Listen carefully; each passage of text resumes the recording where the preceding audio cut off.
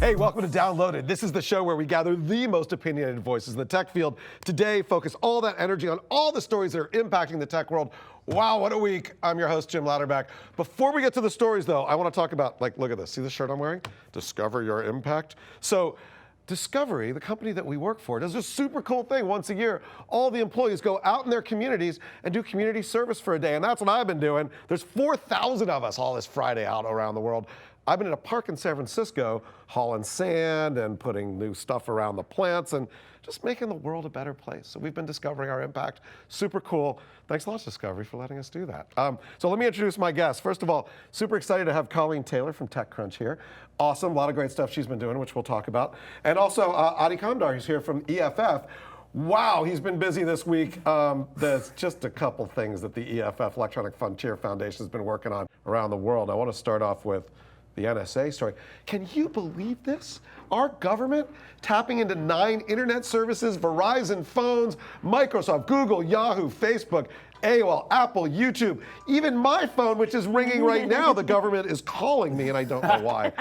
So first of all, Adi, what's going on? The world's going crazy. Oh, what's going on? Lots is going on. We finally have real confirmation of kind of what we've been saying for a while.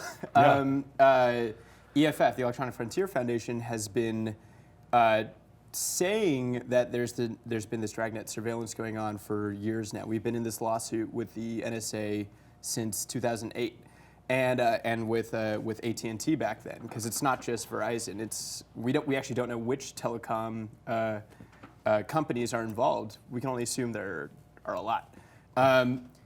It's absurd. It's actually, and I'm glad the reporters are hitting this story again and again, because we want people to finally realize what sort of a broach on people's privacy the government's doing. Look, and I'm looking at some slides that The Guardian found on this whole program.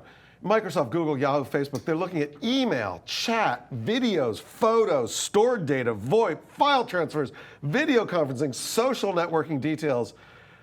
Is there anything left, Colleen? I don't know what's left. Yeah, I think it's great, like Adi said, that the tech press is really up in arms about this, and that the tech community especially is really up in arms, because when this stuff comes out, like you said, EFF has been beating the drum for years and years and years, and I'm so happy to have you here because I'm personally a donor to EFF every month. Good. You know, I love it. I love what you guys are doing, but you never know, because some people might say, you know, this isn't that big of a deal. I don't have anything to hide. Who cares if they look at my Facebook updates?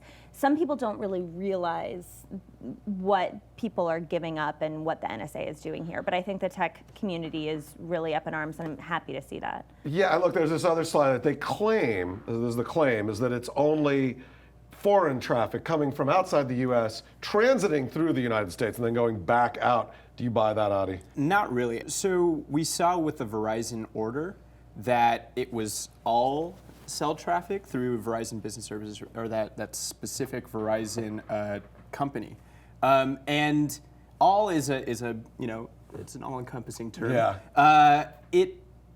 It's kind of a silly situation where the government says or claims that they're only targeting specific people or specific terrorist actions or whatever. And yet they get an order where they collect all this information. So the Fourth Amendment is around to prevent the government from doing these sorts of unreasonable searches. And we're of the opinion that when they do this dragnet surveillance, when they get every single call or metadata from every single call, that is unreasonable. That's unreasonable search and seizure, and that's exactly what we're supposed to be protected by with the Fourth Amendment, right? Exactly. What do you guys at TechCrunch think about this? I mean, you guys must be just insanely happy because it's a story that people are going to read forever. No, I'm kidding. You must be just, you guys are probably freaking out. We're freaking out a little bit, but it's really hard. There are these big companies, all these companies are saying, absolutely not, we have no knowledge of this, let's look into this, we don't give up any of this data. And so it's a moving target right now. Let's talk about that for a minute, because like you said, who denied? I think basically everyone except for AOL, I think, which owns TechCrunch, Yeah. but that could change soon. And I don't know. That's right. AOL owns TechCrunch. Like, yeah, our stuff, it's fine. Don't worry. But I don't, and then we were all joking, maybe it's because they're on dial-up internet or something. They're not, that's right. They haven't gotten word yet. Well, but, look, Facebook said no, Google said no, Yahoo said no, Microsoft no. Yet, The Guardian found this slide again, which you can see up here if we pop it up there. Can we talk about the quality of these slides? Well, Yeah, okay, look, they're this isn't absurd. even good PowerPoint. It's terrible. No. But Microsoft in 2007, Yahoo in 2008, Google in 2009, Facebook, PalTalk.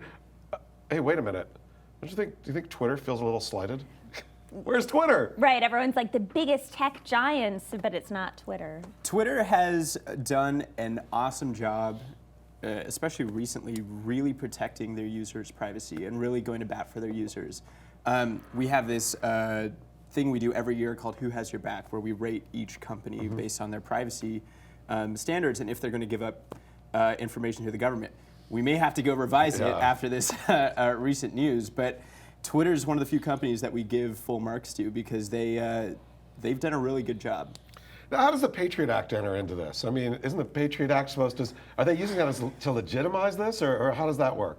So the Patriot Act has a section, and it's referred to as Section 215, and that's what this whole business records request ordeal is based out of. But we've seen recently with news stories that Sensenbrenner, for example, who wrote the Patriot Act, came out and said, this seems like an overreach. This isn't what I meant.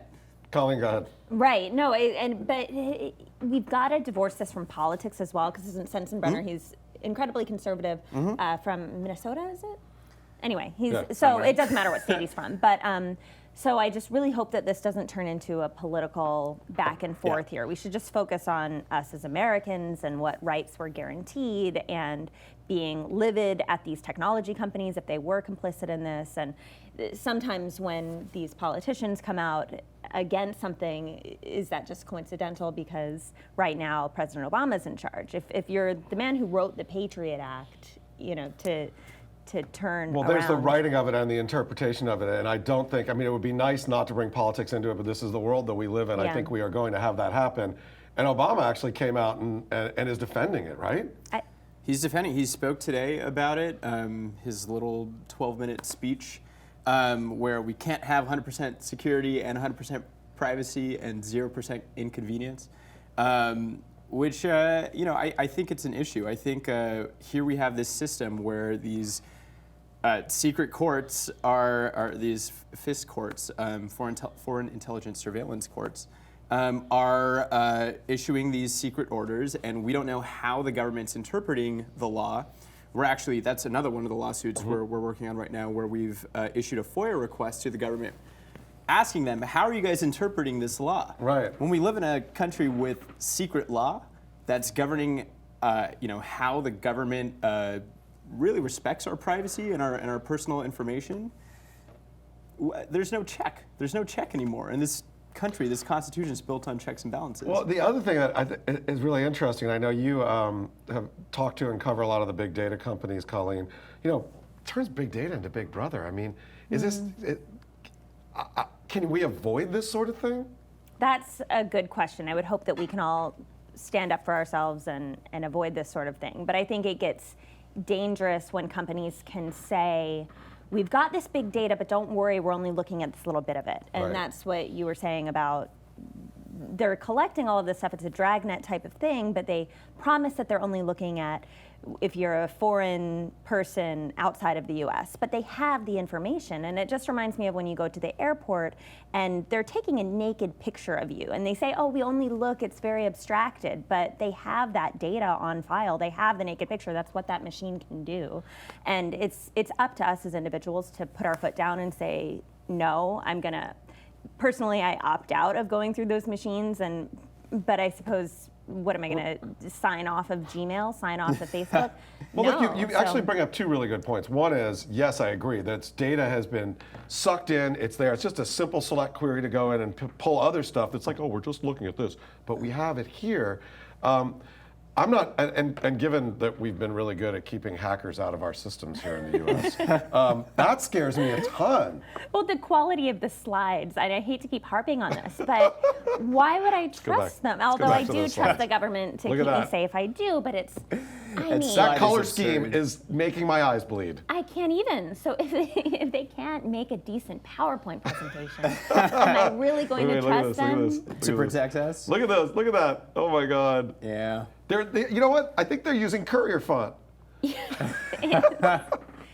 That's hilarious. and so that's a silly thing to harp on. But and what's also interesting, real quickly here, is that President Obama is in Silicon Valley as we speak right now. Yeah. He flew in last night. Obviously, didn't realize that. Didn't realize he was going to get raked happen. over the coals for Prism. Yeah. Right, and I wonder if he did get raked over the coals last night because he went to 2 big fundraisers at private homes in Silicon Valley. Mike McHugh, CEO of Flipboard, held a event. Vinod Khosla, huge VC, right. held an event, and I would have loved to have been a fly on the wall. I couldn't afford the $32,000 a plate to be there, but I wonder how the conversation We went. should kickstart the next one.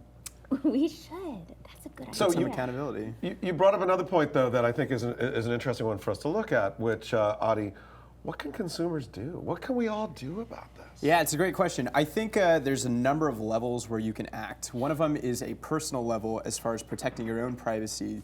There are simple things you could do to prevent companies or to prevent the government from knowing what you're doing or how you're acting on the internet, whether it's a browser plugin like Ghostery or Do Not Track Me. Yep. Or whether it's using encryption tools. I mean, there's very simple encryption out there, whether it's for your emails or whether it's for your IMs. The thing is, we're mainly using Gmail and other mail services that don't play too well with these encryption schemes, unfortunately. And now that Google has moved to Hangouts, it's going to break down even more, which is an issue. But another thing on a bigger level is, call your congressman, take action, tell them you're pissed about this. If you are pissed about this, and you should be pissed about this, we're pushing right now. Back in the '70s, after the whole Watergate scandal, and after they found out the NSA was spying on a bunch of people back then, there was this Senator Church who formed this commission, and that's where the Foreign Intelligence Surveillance Act and the courts came out of it. Now, it wasn't perfect what came out of it, but it was an important step that really curtailed what the government was doing. We need another one. Right now, we have a few senators in the Senate Intelligence Committee, Ron Wyden and Mark Udall, for example, who are really angry about this.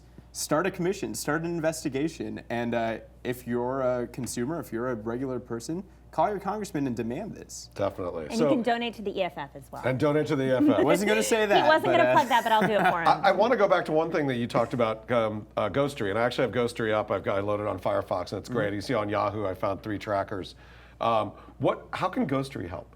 And if you don't know Ghostery, by the way, it is a great plug-in for Firefox that will tell you all the people are sneaking around inside your browser trying to steal your information and find out what's going on. But how does it help in this case? So it's not necessarily going to help companies give up your information to the government, especially if they have backdoors built in or if they have systems where they're complying with government orders.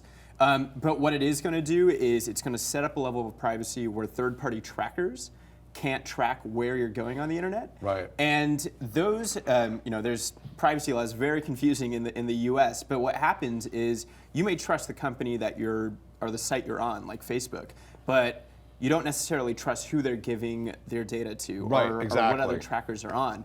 And we don't know what their policies are if the government subpoenas them. So are these ad companies or these tracking companies going to give up what websites you go to, whether you went to this, this extremist website or this, travel website or this health website, whatever it is? We can only, we only have certain levels of trust. So that's good. So you can see actually what's going on. So that takes that veil of secrecy away from all the third-party trackers that are happening there. Another issue that I think is important for us to look into, we talked about Obama a fair bit here. Obama was supposed to be a new hope. It was supposed to be, this was the guy. He was gonna make everything better for us. Colleen is, and I think politics will come into this, but boy, is Obama like fatally besmirched by this now? Well, I think what's interesting is that the New York Times, which has always been pro President Obama's editorial team, they even wrote an editorial that said now he's lost all credibility, Right, which yeah. I think they struck that line ultimately from the editorial, but it was there in the first draft. It was there in the online version? Yeah. I've got to check back into Okay, this. yeah, no, but by the way, the New York Times, rah, rah, Obama coming down hard on him. That's a big deal. Right. So I think it's incredibly disappointing. I think for a lot of people in Silicon Valley, it's traditionally a very liberal area, goes blue every election, and he flies here for fundraising. But I think a lot of people are incredibly disappointed with this. Yeah, Adi, what do you think? He came into office, excited about opening it up and about being more transparent and about, having a new era since the Bush years, really. And since then, we've seen them crack down on transparency, crack down on leaks. I think that's where the credibility is lost. And that's where, we need watchdogs, we need oversight, and we need answers when it comes to these sorts of things. It's unfortunate that the only reason we can confirm that these things are happening, that these things we've been yelling about for a while are happening, are through leaks. Right. And, I will not be surprised when the government cracks down on whoever leaked this information. And I think it's important also to even if you are continue to be a President Obama supporter or not, to just divorce, again, how you feel about this from whether or not you trust President Obama with your data, because that data will remain after he's out of office. Yep. And then if the next president decides that all of a sudden it's illegal to do something that you're doing now and you don't trust that president anymore, that data is out there. So it's very important to not give up your privacy that we're guaranteed. This story has so much more going on, and we're going to hear a lot more about this over the coming days and weeks, I know. But let's move on to another story. Fascinated by this one as well. The International Trade Commission saying, no, you can't buy the iPad 4. You can't buy the Apple 4. You can't buy the iPhone 4. You can't buy the 3G iPad, whatever. I've forgotten about them already because I can't buy them. This patent stuff, man, this is a big problem too, Adi. What's going on here? This is the other big thing we've been dealing with. And busy week for you, right? It's been a crazy week. Thanks for coming over, by the way. Yeah, in the midst of all absolutely. this insanity. Hey, anything for you, right?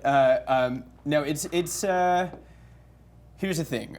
The whole patent system is broken, and we've seen a number of players, whether it's companies or small startups or investors or now congressmen and President Obama himself, saying the patent system is broken. We need to curtail how expansive it is. We need to stop patent trolls, which are really harming innovation. Totally.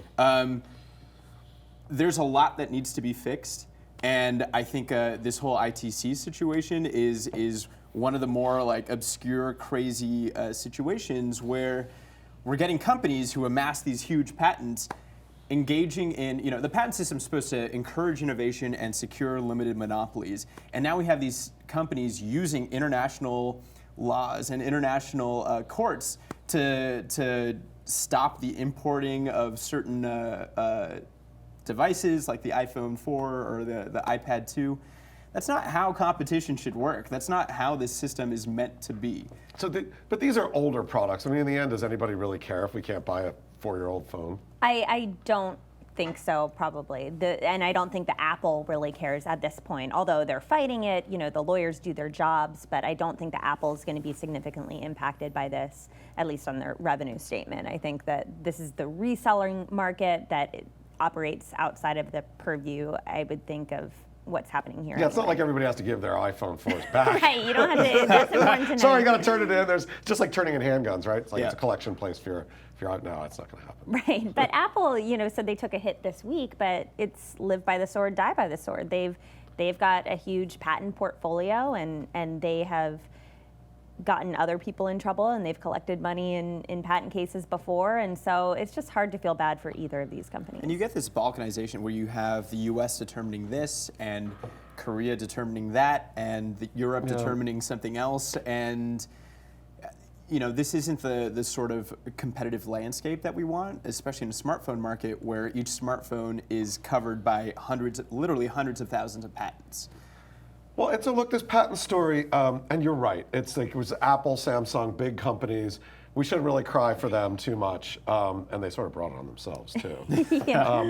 But the patent stuff is being used for just a lot more than just that. And I've been talking to some of the guys in the podcasting world about some of the patent stuff going on there, where they've been going after smaller podcasters, people creating audio and video and putting it up there. And that, I know you guys, Adi, didn't you guys just have a fundraiser or something? Like, what's going on in that particular case? That one really cuts to the bone. Exactly, and a lot of people, especially, we're seeing patents more and more going after end users, or patent holders going after end users, which is an issue because when you use a certain software or use a certain device or think you're just doing something that everybody else does, like podcasting, and then you get a demand letter or a threat, that's an issue. Yeah, especially if you don't make a lot of money. I mean, some of these people, it's just a labor of love. Literally, people out of their garages are getting demand letters. And the whole situation here is you have this podcaster, or this podcast patent owner, who hasn't done any podcasting or used this patent in 10 years, all of a sudden suing a bunch of people, whether it's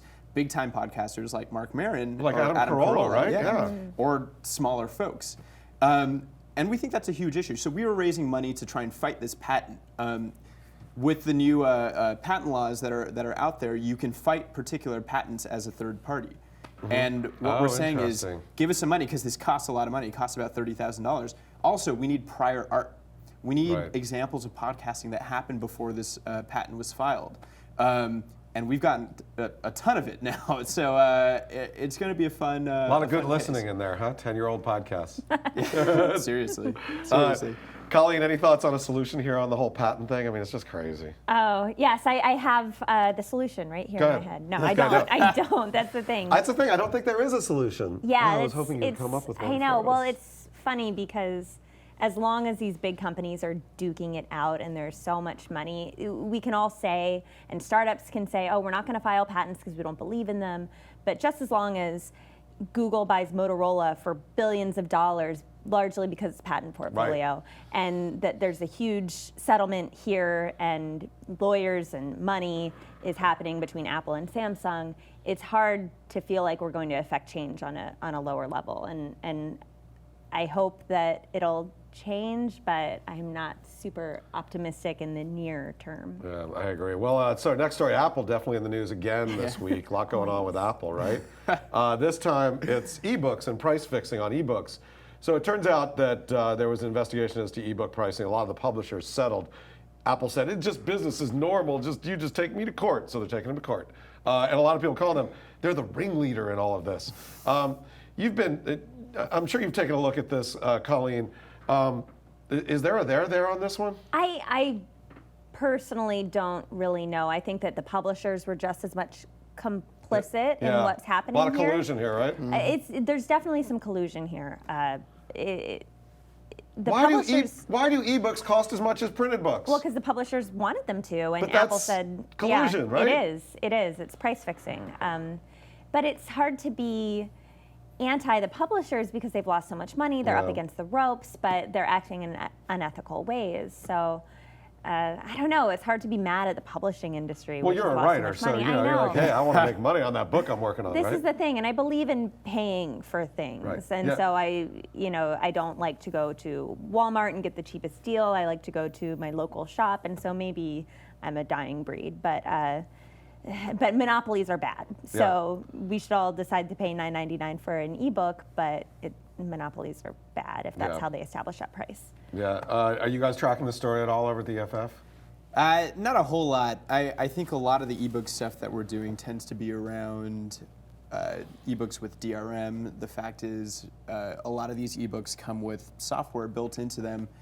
An ebook, kind of by definition, unfortunately, is not a book. It's not a physical book. You can't share it if you want. You can't, do things you would do with a real book. You can't. It's hard to resell it, for example, if not impossible to resell it. And what we've seen is certain communities are totally outcast from this, whether it's the blind or people with certain needs, and they need to be able to hack the system in order to make it accessible, make these books accessible. And we're seeing the publishers really crack down and say, hey, we have copyright over this, and this is how the copyright works, and if you want to do this, you're going to have to pay us exorbitant fees. can't get around this. What about, when I think about this, what about self-publishing? I mean, it's a lot of people are starting to self-publish stuff. We see Amazon now putting in, trying to expose some of those.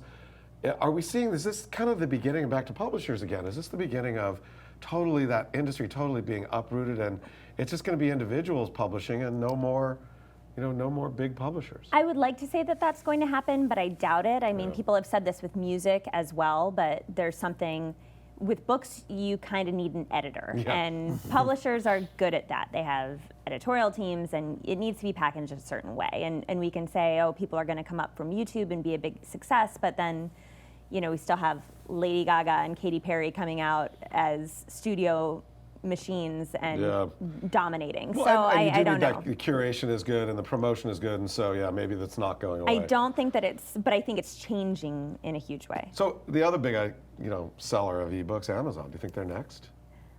There was some talk about Amazon maybe being next on all this, right? Next in terms next in of the suit of price the price fixing right. ebooks. Yes, I wasn't sure. Oh, sorry, I was unclear. And I'm like, next for what? They're next. They're our Yeah. next story beyond this. No. Right. Amazon? Yeah, I would hope so. I mean, but who knows what happened with Amazon? So Amazon's an interesting story anyway, and this also came up. It's a great picture from Gizmodo, by the way, of the Amazon Minecraft guy made out of the boxes. I just think that's funny. hilarious. But the reason why we're talking about Amazon is not ebooks really, but this new thing that they just launched, which fresh. It's actually not new. They've been doing it in Seattle for a while. It's fresh.amazon.com, right? And so you can order your groceries via Amazon. Or your toilet paper, or your meat, or whatever. And so they're doing it in Seattle now. They're bringing it out to Los Angeles. Bay Area is coming. It's coming to us later this year. Boy, is Safeway quaking in their boots, or what? Well, my question is, are you having flashbacks to the late 90s, famously web ban? Right, exactly, web ban. Yeah, so. Are you? Yeah, I'm sort of think- flashing back on I that. feel like now could be different. Everyone is actually online. People have gotten more used to this kind of stuff. I think that Amazon is doing this now. Google is beta testing Google delivery service of groceries. eBay does this. Big companies are putting bets on it. So, If you're going to buy a steak or a piece of fish or something like that, are you just going to buy it over the internet? I mean, I want to go actually see it. I agree, and I don't want to dissuade any Maybe it's startups just from me. what they're doing, but what we're seeing is that there's not as much of a demand for this kind of stuff as maybe we would think. I think that, Zarly was going to run all your errands for you, and now they've pivoted a little bit. Exec was going to run all your errands for you, and they've pivoted into just focusing on cleaning. TaskRabbit is expanding its features, and so if you're just looking at what's happened with startups, it doesn't seem like people really want to outsource all of their errands, such as All of buying their groceries. life, right? Right, which I think is encouraging because, like Kurt Vonnegut said, half of life is just puttering around, and that's what we're here to do. We're here to go to the store and have a conversation with somebody and buy our milk and smell the melon. People are lazy about being lazy, and it's Lazy about fascinating. being lazy. Love it. Wow. So but maybe these startups have had to pivot because they didn't have the wherewithal that Amazon and Google and eBay have to really make this work. So if anyone can make it work, Amazon can. We'll see if they do. What's your take on this one, Adi? Are you going to sign up for the service? So San Francisco already has a few of these, like Instacart or with Google Shopping Express rolling out, and I have accounts and I get excited about them and I use them once and I'm like, that wasn't that much more convenient. I don't know. I don't think it's going to be. I'm more excited about same-day delivery of other goods. Groceries, I figure I could go out and. Okay, but let's look a little bit further down the road, right? So you've got sensors in your closet, your refrigerator, and all these things, and they notice that the toilet paper is getting low, and then they contact Amazon, and the toilet paper shows up. That would cause us not to have as many toilet paper disasters. And meanwhile, Amazon's telling the NSA about your toilet paper exactly. issues. It's going through an extra couple rolls. I think there's 3 more people living in that house. You better go check it out. Exactly.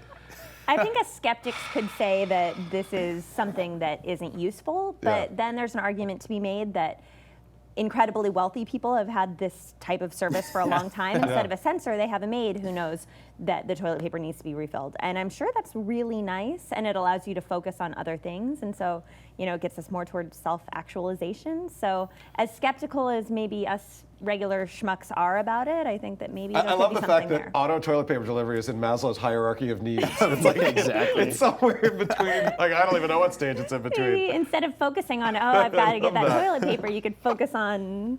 I've been self-actualized. Yes, I don't know. I think that's awesome. So yeah, to me, this just goes back to, and I agree with you, it goes back to like Cosmo and Webvan and all those guys. Do you think, and you cover startups all the time, you're always covering the new folks who have been funded with $2 million for this thing that is like, you look at that, you're like, wow, that's a feature of a product that I don't even want. Is there a bubble happening here again, or what do you think? That's a tricky question, because a bubble implies a burst, right? Right, that so it's gonna break. I would really hope not. But things are getting really bubbly. I was just having a conversation this morning with a woman who works at a gym, and they're getting priced out of their gym, and their rent just went up here in San Francisco by like $20,000 a month.